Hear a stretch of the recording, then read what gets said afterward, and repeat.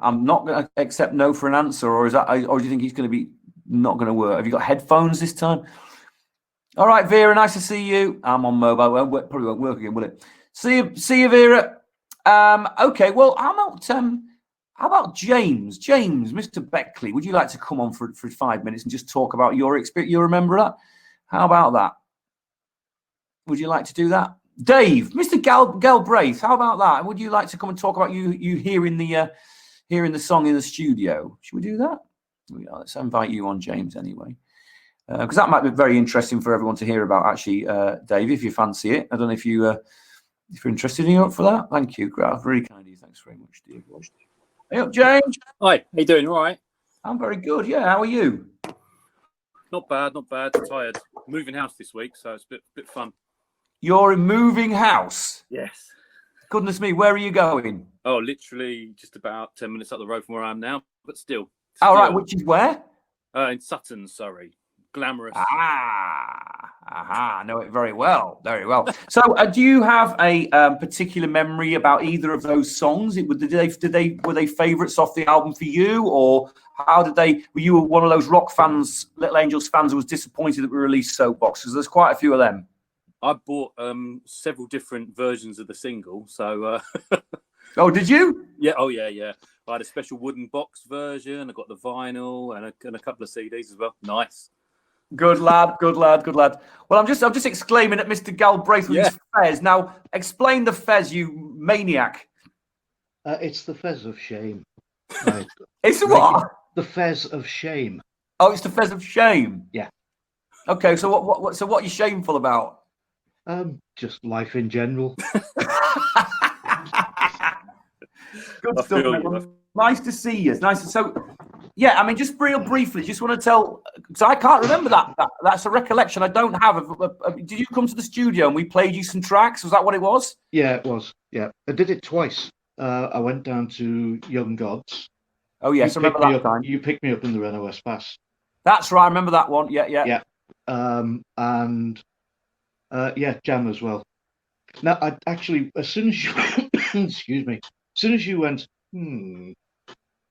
you got me thinking whether I actually went to the studio or whether you played me a cassette through headphones after the studio. I can't remember. It may well have been. Right. Well, it was a bit of a weird situation, that whole mix of that album, because we had it mixed by Ken Lomas in Vancouver, but we were working on B-sides at the Greenhouse Studios in London, and we were getting the mixes coming through, and they were bloody awful. They were absolutely dreadful, and we hated them, and we were like, "Oh no, this is a disaster." And the album had cost about 100. I mean, it sounds awful, doesn't it? But it about cost over 100 grand to make the Jam album, which you're going back 25 years or whatever. So it's a ridiculous amount of money to spend, but that's what they used to spend. That's the level of money they used to spend on records. And we would be making that record all year, and we'd got these mixes back, and it sounded like I'd done them. So it's like it was awful. So we were kind of like in this quandary. So you may well have heard the shit ones, Dave. I don't know. but it was very frustrating. So James, just getting back to you a minute. So what was, I mean, the whole formatting thing of Polydor at that time, with the box sets and the kind of, I think that one was done in an MDF box, wasn't it, or something? Was that right? Or a sliding top or something?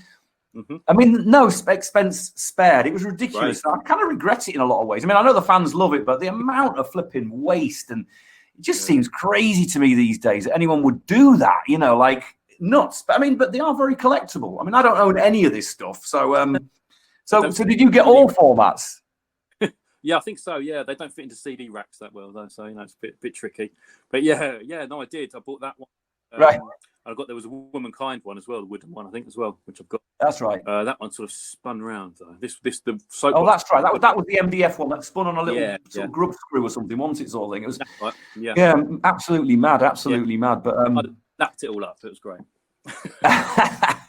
Yeah, it was good. I mean, it was a kind of. I mean, the whole Jam period. I mean, I know I've talked about it endlessly, but I mean, Dave, you came to the shows and we hung out and all the rest of it. So I remember how exciting the whole period was for us. I mean, to get a #1 record and was still I can't quite believe. I was so pleased for you. I was so pleased for you. That #1 record was amazing. I know, it's bad. It's a kind of crazy. And like I talk, when I sort of talk to, especially when I work with young bands, and I sort of, I'm producing a young band, and they talk, and half of them have never heard of me or even heard of the band, because it's the whippersnappers. And but then they do their research. Inevitably, you get that whole thing where you sort of, I've worked with a couple of young bands where they've just been given you're going to work with Toby because he's a producer, and I go off and they come in all cocksure and all that, and then like 2 days later they all come in and are all quiet. I'm like, what's up, guys? You had a #1 record. It's like, yeah. Oh, we didn't realize you were that successful. I said, well, we weren't really. I mean, that's the kind of crazy thing. It was brilliant. It was amazing. But, a #1 record, massive achievement. No, not taking it away from it, but it was a huge concerted effort on part of Polydor and ourselves, really specifically Polydor. Brilliant tactics, spent a fortune getting us to that point. But, the reality is that that's when people were buying records. Yeah. You know what I mean? Yeah. People were buying records in bucket loads. I mean, we got a #1 record because we did 60,000 records in one weekend. Oh. I mean, that's true. Yeah. That happened. That's how you got those records. But imagine anyone selling 60,000 records today. I mean, you'd be Robbie Williams. You know what I mean? It's mad. So there's a kind of, I sort of think it was a very weird situation. But I mean, what do you guys think? I mean, just Dave, I mean, how did you value the Jam album against the other records? I mean, it's interesting to me because I don't really know the answers to these things, or how the fans feel about it, sort of thing. It struck me as a bit of a change of direction. It seemed a little bit lighter than the other albums. Yeah, but that wasn't necessarily a bad thing. Yeah. The Jam album, I can't remember. I think I might have reviewed it for Kerrang. I don't know. I honestly can't remember. But well, I remember the headline. If it was you, it was very good. It said, "Our Friends Eclectic." That was the headline for the review. That might well have been me because I'm a big Gary Newman fan. But yeah, it struck me as a great album, but a very, very slight change of direction, which I thought was a damn good thing for you, because every band needs to grow. They need to slightly diversify, I suppose. Yeah. So I thought it was a good thing. Yeah. What about you, James? What was your impression of it? Were you a fan from the start? Yeah, massively. Yeah, I was. Yeah, and I think I don't know. Firstly, getting to #1, it just gave probably the same as everybody else. It just gave us all such a sense of pride that our band was at #1. Oh, that's nice to know. It was nice to hear. But no, I loved it straight off the bat, and I've been a fan of the previous 2 albums, and Young Gods probably the one for me actually. But Jam, I don't know. It's special to me. It was when it was released at the time. It was perfect timing for me. I was quite young and sort of, and it was spot on time for me, really, and got me into different sort of, as you say, it was a change in direction. It sort of made me listen to different sort of stuff, I guess. But yeah, no, I love it. I still love it today, and I think that it still gives you that. Yeah, this was #1. This is my band, well, not my band, your band, obviously, but #1. It was. Yeah, I mean. Yeah, it never ceases to astound me, really. The commitment of the Little Angels fans. It was still to this day, it's extraordinary. And I've got my show I'm doing on the 17th, and I've been preparing a load of songs. And I sort of look back at that whole era. I mean, especially this year, given the fact we did all the digital busking and all that, and I've revisited so many songs, a lot of which had never been played live before, including The Colour of Love. So. It's kind of like quite a thing to sort of look at that, and you look at that body of work and think, goodness me, we actually did do that. That really did happen. It's not something that's just kind of a vague concept in my sort of imaginary brain. We did actually make those records, and we did have those. It's mad. I find it hard to sort of figure out, really. And the sadness of it for me, really, just to sort of finish up, I guess, is that really that the band didn't get beyond that record. I think if we'd have made a 4th album, certainly with the stuff that I was writing for the 4th record, and I started to really get my teeth into it, we would have gone more. I wanted it to get back into the rock and roll a bit more. And I think we would have made a more rock and roll record. And I think it would have been very accomplished, actually, because take Bruce, for example. He was developed from being not just a great guitar player when he was a kid, because he was always a great player, but he was becoming so accomplished and had such quality in his playing and an understanding of the instrument that was way beyond, I think, even he was able to sort of describe. You know what I mean? It was like nuanced. It had beautiful turn of phrase, and he was able to riff. I mean, I remember the last few songs I wrote and I brought them in.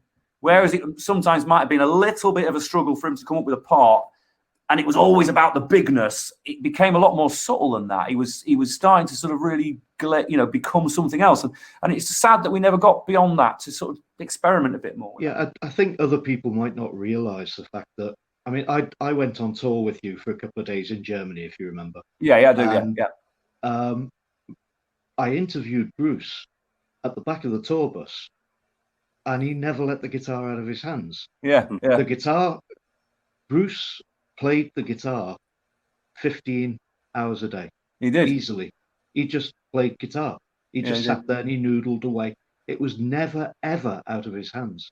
And if you do that long enough, you're going to be a great guitarist no matter what. You know? Yeah. No, so that's absolutely true. And, he was big, I think that's a great source of frustration for him in a lot of ways. Because it was not, there wasn't that kind of continuation of the journey, and all the sort of nonsense that then befell the band as a result of kind of the stupidity of ourselves and the system and all the rest of it. I often sort of feel it was such a shame that we weren't able to sort of grow the fuck up, frankly. Yeah. But there you go. I agree with Jason's just pointed out there that you could still do that fourth album. There you go.